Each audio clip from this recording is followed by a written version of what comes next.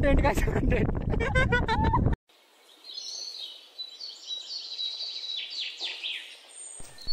म प्रकृति प्रेमी एकहोरो प्रेम गर्न पुगेछु प्रकृतिलाई। मैले मात्र होइन, हामी सबैले प्रकृतिलाई प्रेम गर्छौँ। प्रकृतिको सुन्दरताको त के बयान गरौँ र म हराउने गर्छु प्रकृतिकै रचना र कृतिमा म। त्यही प्रेमले प्रकृतिको सुन्दरता निहाल्न हिँडे म गुठीचौर।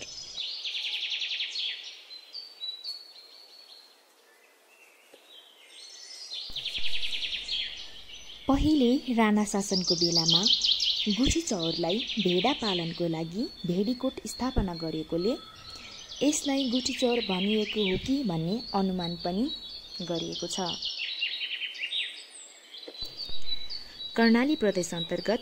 जुम्ला जिल्लामा पर्ने गुठीचौर गाउँपालिका साबिक देपाल गाउँ, गुठीचौर र गर्जानकोट गरी 3 गाविस मिलेर बनेको छ। र गुठीचौरलाई पूर्वतिर डोल्पा जिल्ला, पश्चिमतिर चन्दननाथ नगरपालिका र उत्तरतिर पत्रासी र दक्षिणतिर जाजरकोट जिल्लाले घेरेको छ र यसको क्षेत्रफल 427 वर्ग किलोमिटर रहेको छ।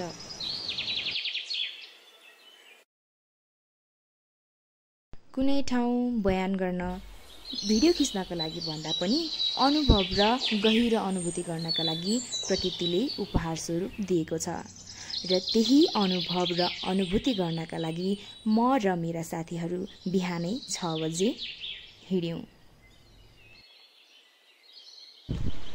हामी चाहिँ त्यो कृष्णमन्दिरबाट भित्र छिरेर चाहिँ अनि के अरे एयरपोर्टको बाटो हुँदै चाहिँ अनि यो तिला नदी दान सान्डु पुल हो कि के पुल भन्नेबाट चाहिँ हामी अब यो पुलबाट चाहिँ यो पुलबाट चाहिँ हामी उतापट्टि जान्छौँ। 6:56 भयो। हामी यहीँ रिल बनाउने चक्करमा छौँ होइन। भर्खर सनराइज हुँदैछ उता चाहिँ गाउँमा पुगेछौँ होइन। यस्तो दामी सिन रहेछ अनि सो मैले चाहिँ खिच्नलाई रोकेको। हामी चाहिँ यहाँनिर यो स्कुल पछि 2वटा बाटोमा चाहिँ एउटा बाटो यता एउटा बाटो चाहिँ यो हामी यो बाटोबाट जानु पर्दो रहेछ है। राइट साइडबाट जानु पर्दो रहेछ अनि यहाँबाट यस्तो छ अनि यो स्कुल रहेछ यहाँनिर धनुषमा स्कुल त्रिभुवन माध्यमिक विद्यालय अनि स्कुल हुँदै हजुरहरू जानु पर्दो रहेछ है। सो हजुरहरू जाँदा तपाईँहरू यदि गुठीचौर जान लाग्नु हो भने तपाईँहरूलाई चाहिँ अप्ठ्यारो नहोस् भनेर चाहिँ म यस्तो बाटो देखाउँदै बस्छु। ठगाई मारिरहने देपाल गाउँ 5 जुम्ला रहेछ है गाइज। खास यो गुठीचौर चाहिँ 3वटा गाउँ मिलेर बनेको छ र एउटा देपाल गाउँ भन्ने चाहिँ देखिसक्यो। अझै 2टा गाउँ छ है, कता कता छ।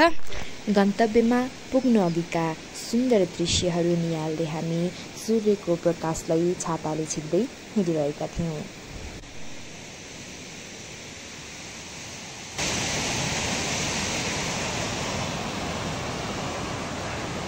अहिले बजेको छ 7:53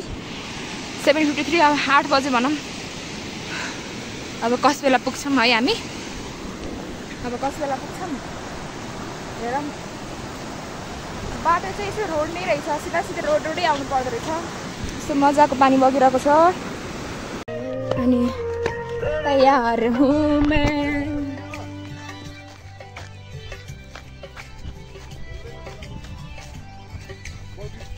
हामी सँगसँगै हिँडेला भाइहरू, नाच्दै हिँड्छु कि म।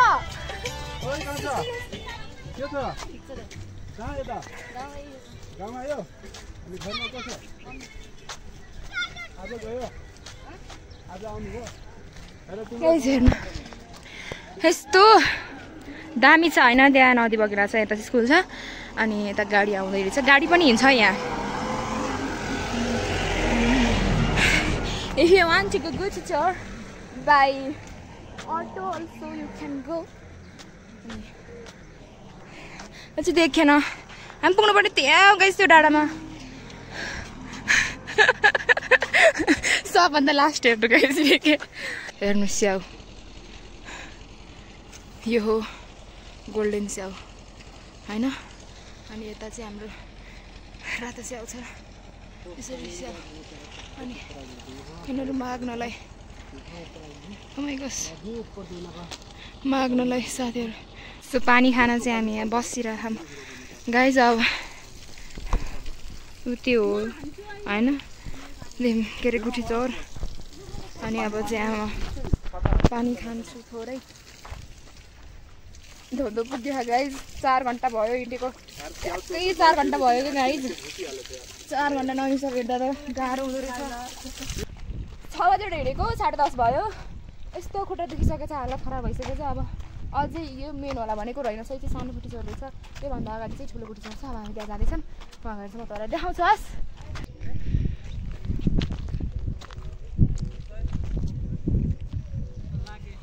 आनन्द आएको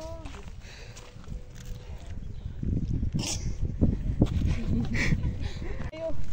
थोरै गुठी चौरको टुक्रा जुन सानो गुठी चौर यति राम्रो छ भने अब मेन गुठी चौर चाहिँ अब कस्तो छ भन्ने आशा अलि धेरै नै छ निराशा नहोस् हिँड्न अति गाह्रो भयो गाइस हेर्नु अब कस्तो राम्रो छ बस्नु चाहिँ बसिरहेको थकै मारेर अझै हिँड्नु चाहिँ छ उता बाटो उता छ घोडामा बसेर हिँड्न मन गाइस यति राम्रो वाउ यहाँ कस्तो दामी घर नै रहेछ लागिमा हामी यस्तो थियो हामी यसरी बसेको थियौँ हामी right now start to walk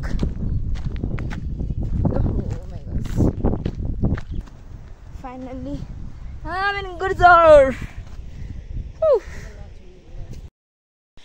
करिब 5.5 घन्टा हिँडिसकेपछि हामी गुठी चौर पुग्यौं र गुठी चौर पुगेर हामी यहाँको यो सुन्दरतालाई निहाल्दै थकाइ मारेर बसिरहेका थियौं र यो सुन्दर दृश्यलाई देखेर आउँदै गर्दा भएको दुःखलाई हामीले बिर्सियौं। मैले गुठी चौरलाई शान्त र सुन्दर गाउँ पाएँ।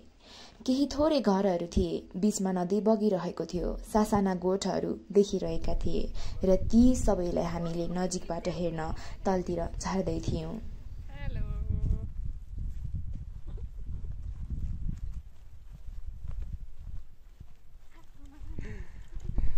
हाम्रो ब्लगर डेनिसा र यहाँ भने केही घोडाहरू चढ्दै थिए र यो हरियाली दृश्य र यो घोडाहरूलाई हेर्दै हामी अगाडि बढिरहेका थियौं। अब भने भोक पनि थोरै लाग्न लागिसकेको थियो र बाटो भने एकदम नै पानी भएको कारण हामीलाई हिँड्न चाहिँ थोरै कठिनाइ चाहिँ भएको थियो।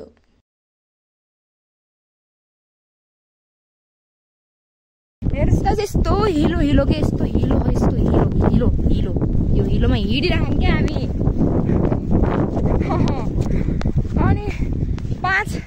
अहिले चाहिँ हाम्रो 11:50 भइसक्यो गाइस। कस्तो कपाल हो कि फेरि छ्या दलदले में हम फंस चुके, अब हम कैसे जाए गाइस कैसे डगरैन यहाँ पानी बा डगरा खोजती छैन क्या मन फेरि माथि नै जानुपर्छ ज्यालो लाग्दो यार डगर्न यहाँदेखि जाउँ जे भित्र यार सब डेनिसा जम्प हान्न गइरहेछ ल डेनिसा 1 2 3 कन्टेन्ट गाइस कन्टेन्ट भैसी लड्यो है माया भिरबाट हेर 960 माया गइहाल्यो लोखेर गाइस कन्टेन्ट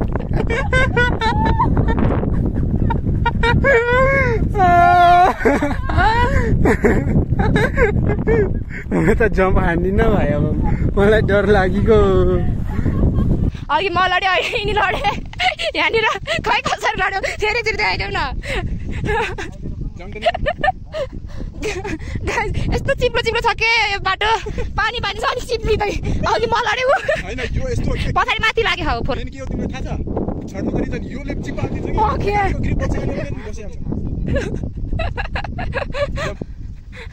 साथी कसरी छिटछिटो उठेका क्या अझै नि क्या अझै तर गाइस मैले खिचेन अब म हिँड्नै सकिरहेको होइन खासमा अनि कसरी खिच्थे खै तिम्रो लडेर के भएर देखाउ त खै अभी इनको झन् कस्तरी काट्टे छ गाइस मेरो ढाड सर्ट के हा छैन रोटीसँग खाने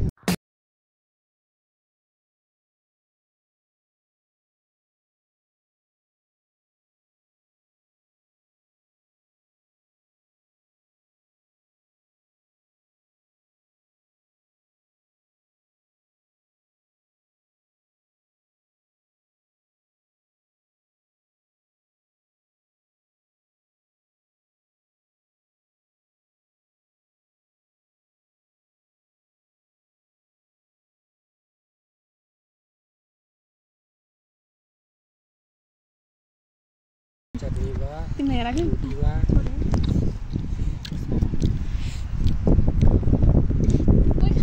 फाइनली अब चाहिँ हामी खाजा खाँदैछौँ रोटीभित्र चाहिँ आलु छ आलुभित्र चटनी छ त्यसरी खाइरहेछौँ गाइज लास्ट अब कसरी पुग्ने भन्ने छ खाँदैछौँ अहिले रमाइलो भइरहेको छ है गाइज ल यता भ्यू हेर्दै खा म त देखाइदेऊ गाइज अब हामी यहाँ चिसो खाँदैछौँ चिसो चियर्स चियर्स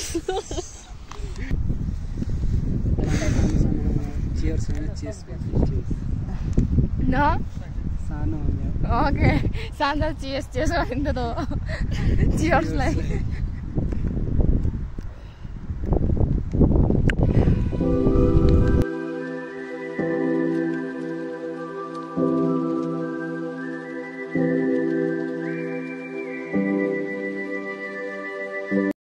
अब यहाँ चटपटी बन्दैछ जिन्दगीमा एक्सपिरियन्स चाहिँ हुने भयो यति हिँड्यो आज पुग्दा घर पुग्दा के हालत हुन्छ भन्ने म बाँचेर पुग्छु कि के गरेर पुग्छु म पुग्छु कि नै पनि थाहा छैन है गाइस अब हेर्नु त पर्यो अनि यहाँ चाहिँ हामी गुठी चढ्न चाहिँ अब हामी एकछिन थकाइ मारेर एकछिन 10-15 मिनट न्याप गुड न्याप लिएर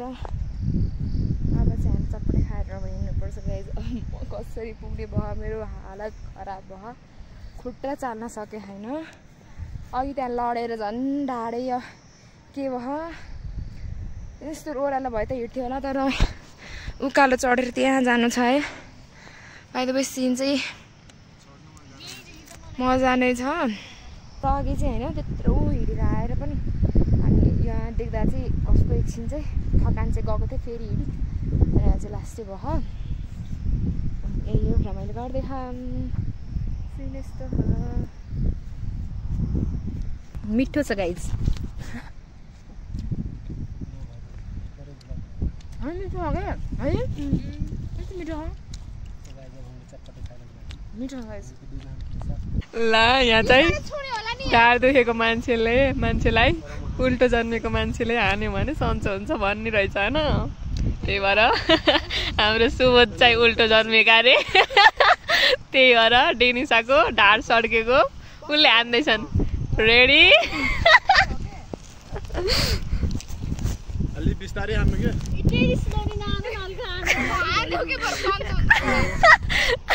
यो त्यही हो हानेको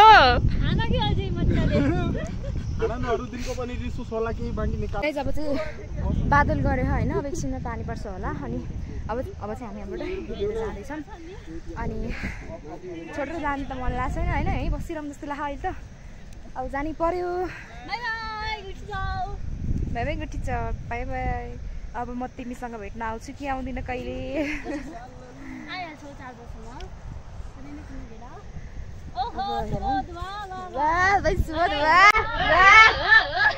फोटो सेसन हुँदैछ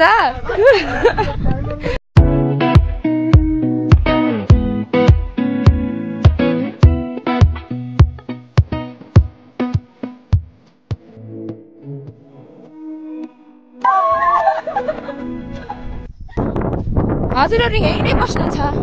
हावाहुरी आयो भने उडाउँदैन डाक्टर साहबहरू आयो भने कहिले उपचार गराउन हुँदैन हामीले ल्याउँ डाक्टर साहबहरूले के औषध छ भने दिजान पर्यो यहाँ गाईहरू चराउनलाई यहीँ बस्नुहुन्छ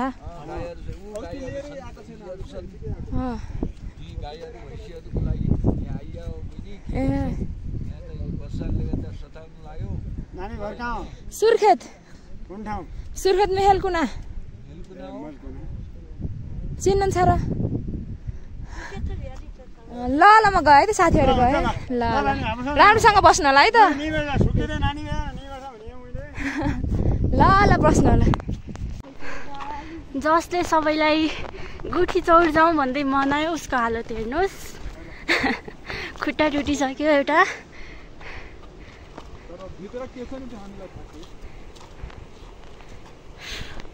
हामी त्यति टाढादेखि आएको सो गाइज म चाहिँ अहिले रुममा पुगेँ अब थकाइ मार्नुपर्छ अब पल्टिन्छु होला म अनि के हो भन्दाखेरि चाहिँ होइन म लडेको थिएँ भ्लगमा पनि हाल्छु होला होइन अनि लडेको कारणले मेरो चाहिँ ढाड सट्क्यो क्या अनि ढाड सट्केर म धौ हिँडेको होइन हिँड्न नि सकेको थिएन अनि धौ माथि पुगेँ अनि माथि पुगेको अनि धन्न एउटा एम्बुलेन्स चाहिँ आउँदै रहेछ कि बिरामी लिएर त्यहीँदेखि अनि